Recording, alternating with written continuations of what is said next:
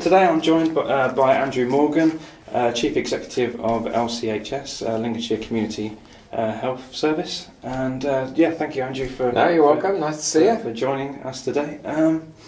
So just for those that might not know, I'd like to give you the opportunity to explain about who Lincolnshire Community Health Service is and what they do, really. Yeah, okay, yes, I hope it's one of those things where the clue's in the name. Yeah. So you're right, it's Lincolnshire Community Health Services NHS Trust. So we provide the vast majority of out-of-hospital health services in the county of Lincolnshire, and we've also provided some services down in Peterborough.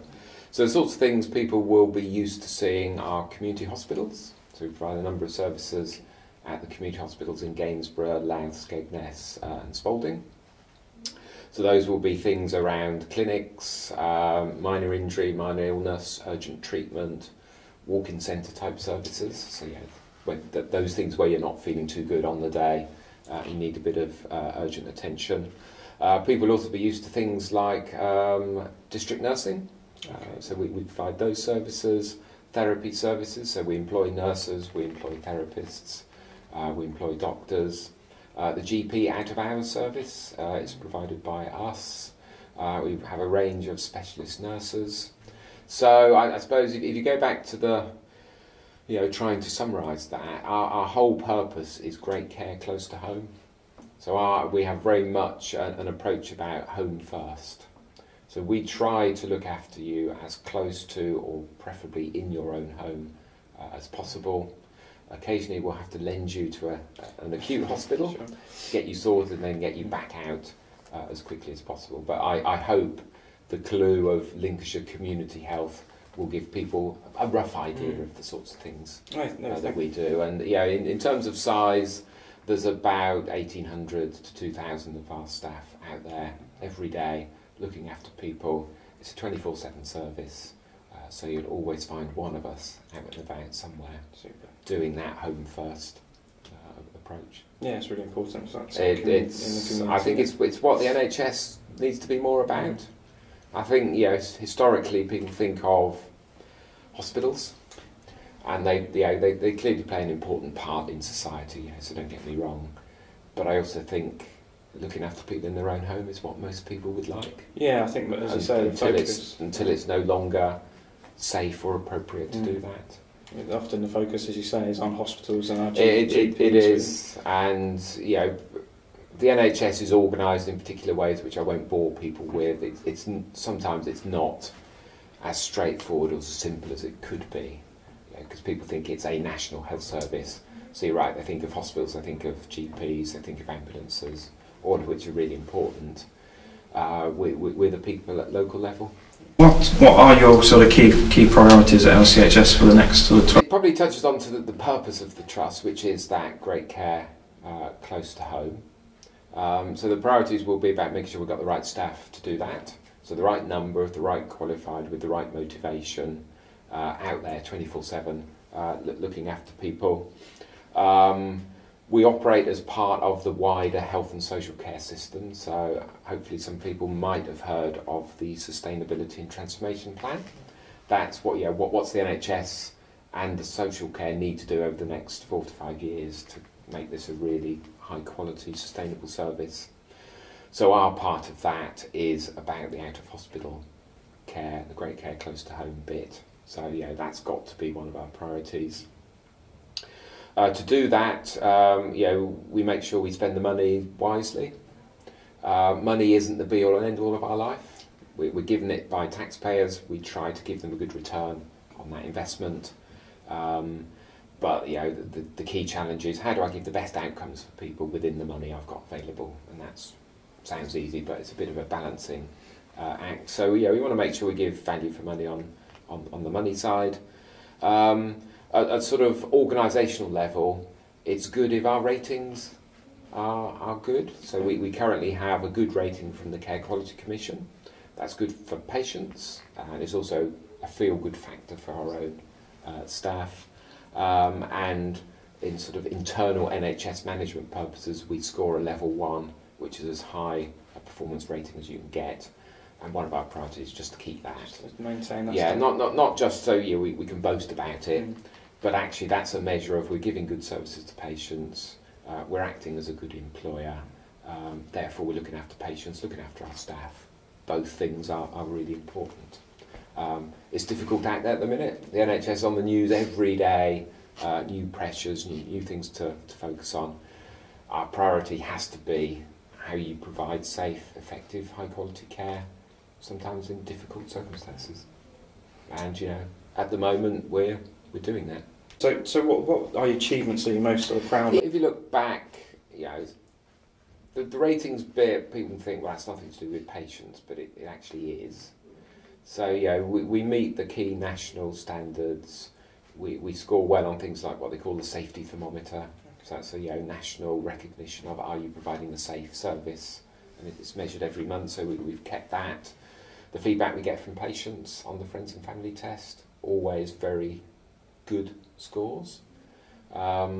Things around urgent care, so the minor injury, minor illness, urgent treatment, walk-in centre type services. We really had a strong focus on those. They support the sort of urgent and emergency care service across Lincolnshire. So most people will be aware of A&E. We look after over 400 people a day walk through our services as well, so it's quite a big part of what we do. We've been enhancing that. We've got a clinical assessment service, so when people ring up, they can speak to a clinician. We can then direct them to the right service. Might be over the phone, might be at home, might be in a clinic. That's been a relatively recent development, the clinical assessment service, so I think that's gone. So is that part of sort of NHS 111? It's linked to an NHS 111, yes. So patients know if they phone their GP or phone 111, they can ultimately get through to our clinical assessment service. And we've also been doing quite a bit of work just on trying to be a good employer. So developing our leaders, developing a code of behaviour, if you like, which we've called the LCHS way. So we use it to recruit people, we use it to develop people. It's quite a simple, we listen, we care, we act, we improve. People across the organisation know it. And it just really drives the behaviour that we now have to make sure that we focus on what is it that patients need when they come into contact with us. So I think looking back, that's been one of our underpinning developments that I think we should be proud of. We continue to hear a lot about the sort of workforce and staff recruitment issues. Yes. Is that something that LCH has the same sort of issues, or is it? We do. I mean, it's at one level, recruitment strategies or workforce things are quite simple. I tend to talk to people about how do you get the right staff, how do you grow the right skills and careers for them, and how do you keep them. Yeah, I think that's the key bit, isn't it? And you've got to do all three if you're going to have a successful workforce strategy. In terms of attracting people, there's a bit of getting people to Lincolnshire in the first place. There's then how do you get them to want to work in the NHS, and then as a chief exec of one part of that, how do I get them to work in the community? Bit of that. So yes, we have recruitment difficulties sometimes. It's a hard job, community services. It can be quite a lonely job for some people who are out there visiting people at home. You don't have somebody next to you to seek advice from. Sometimes you're out there seeing patients all day, you don't see many of your colleagues. That isn't for everyone. But I do think if you look at national policy around the NHS, it is increasingly about care close to home. So we've got that policy behind us, we've got the direction of travel that the politicians want us to go in. So I think we can make a career in the community attractive.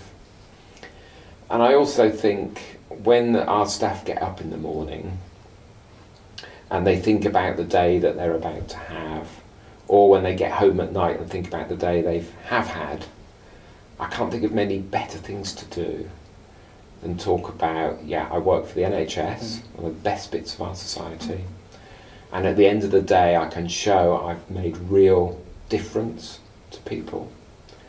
I think we've got to make more of that.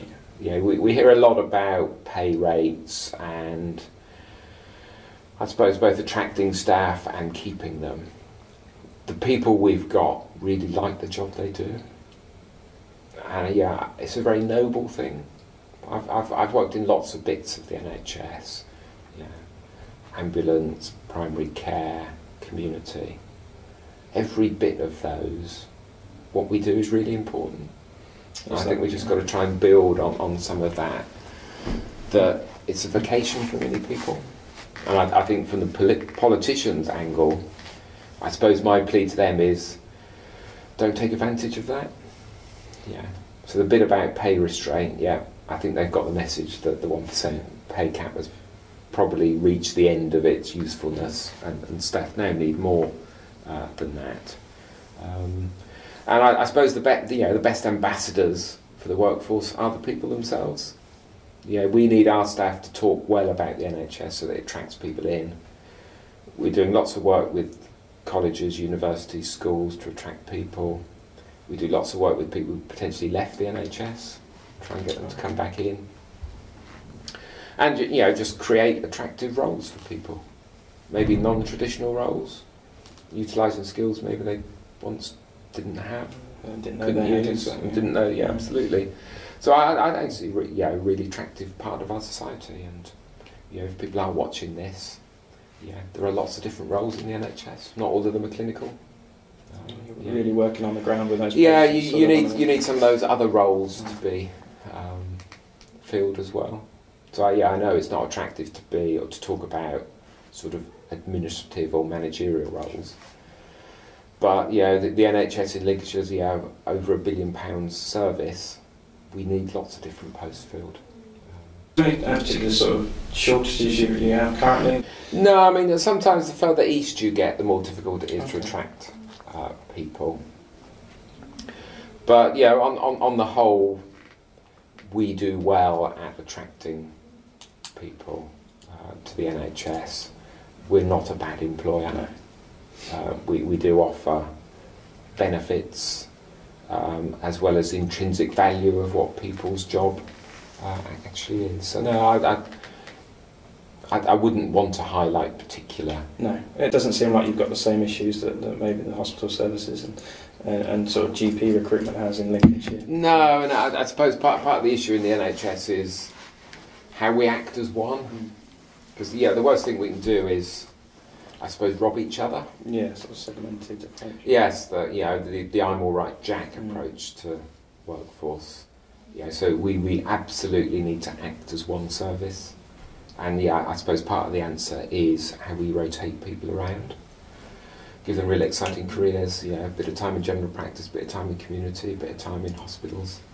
So I think there's more we can do on that. Sure, just touching on what you've just said there, how can trusts in Lincolnshire sort of work better together to provide a better service for patients? Yeah, I mean, the Sustainability and Transformation Plan, I think, is a physical embodiment of that. So that's a joint plan for the NHS that we've come up with, which I hope people have read and starting to understand a bit more about that.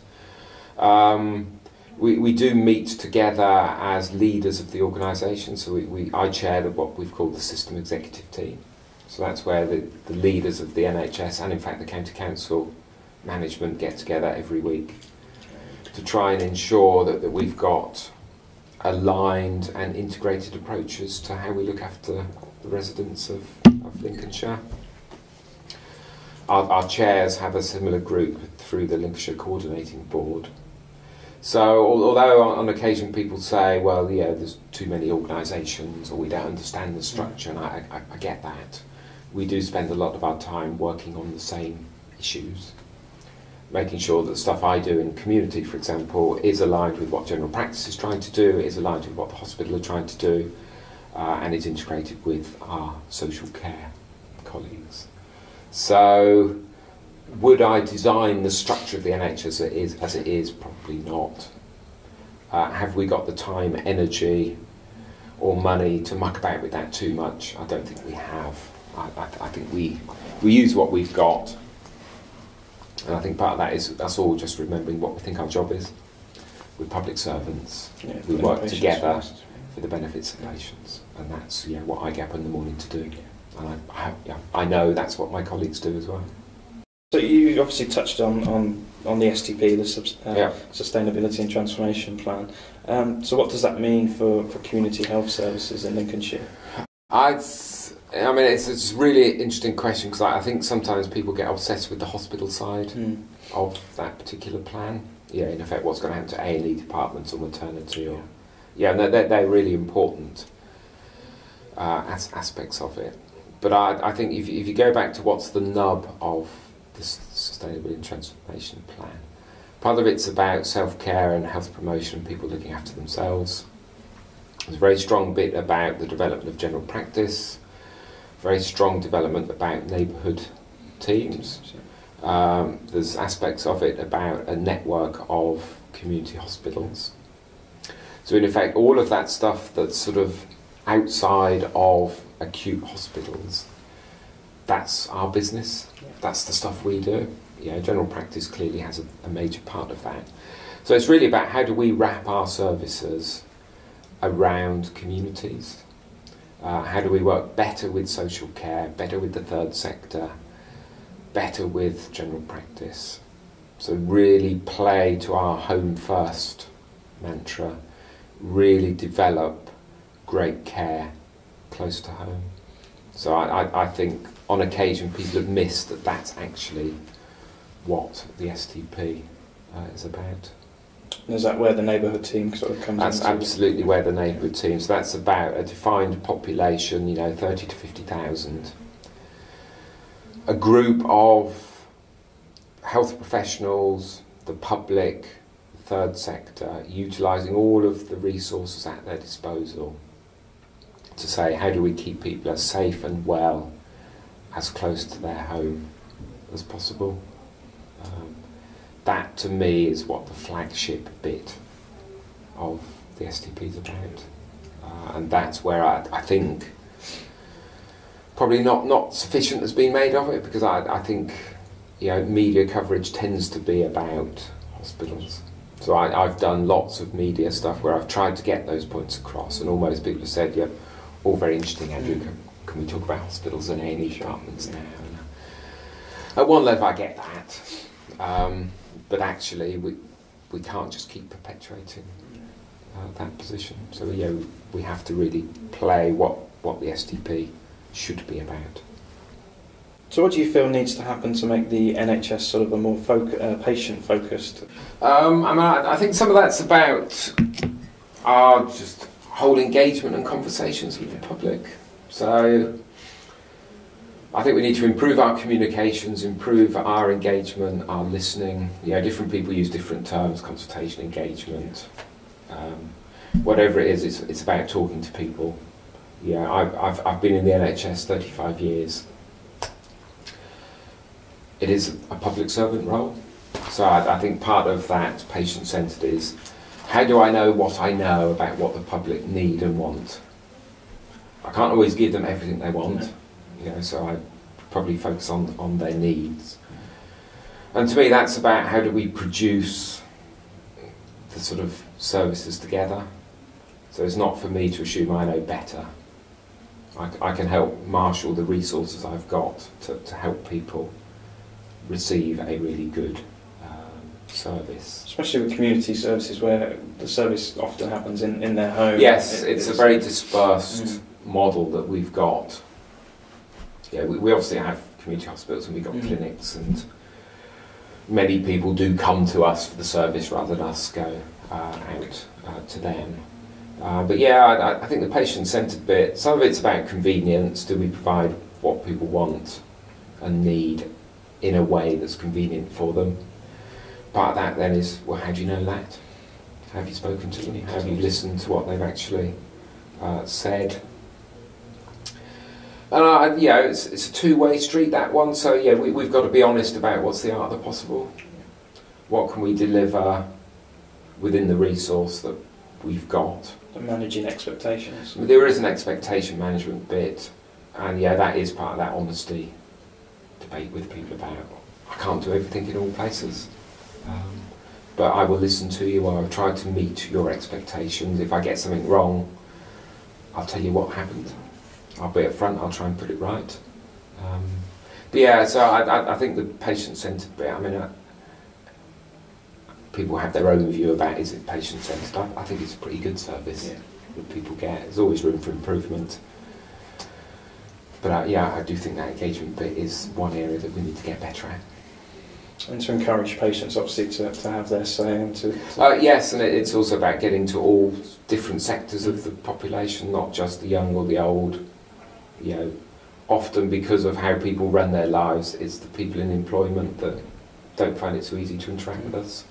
So I think part of that is about how we use technology, how we use social media, just to both communicate and listen to people. Getting better at that, always more you can do. Thank you. What's the biggest challenge the NHS is facing today, do you believe? In sort of the broader sense? Yeah, I think there's issues about just the demand that we face, the sheer volume of work that's out there. And you touched a moment ago on workforce. So I think it's the amount of work that's out there, the workforce that we've got to deal with it, and the money at our disposal. How you balance those three up. So yeah, if you haven't got the right workforce or the right money, you'll never cope with the demand. It's fantastic that we're living longer. It's fantastic that people are able to survive longer with a whole host of conditions. That's positive. Yeah. But then it's just, how do we meet what's expected of us? And I think every day in the media you see stories about how it's creaking at the edges. And part of that, when you get into how can people help us, that is about what we do to look after ourselves better on occasion. But demand, workforce and the cost is, I think, some of our biggest challenges. So I think you just started to sort of touch on it there, but what can patients and residents of Lincolnshire do to help improve the current situation? I think sometimes we talk glibly about, look after yourself and use our services appropriately, and those will always be parts of the message. But I suppose I'd add one about take a real interest in the NHS, engage with us, accept that in a modern society it may have to change, that the old ways of doing stuff might need to be different. Be open-minded about some of that. And, participate in the sort of political debates that happen about that. So if you're not happy, say so. Push politicians. If you think it's not funded appropriately, say so. If you think we're not efficient, tell us. But just be an active participant in the NHS and value it, protect it, love it. I love it. And I just ask the public to join me in that so that it is there for our next generation. Thank you, Andrew, for joining us today. Lovely. It's been great. Thank you. Take care. Cheers.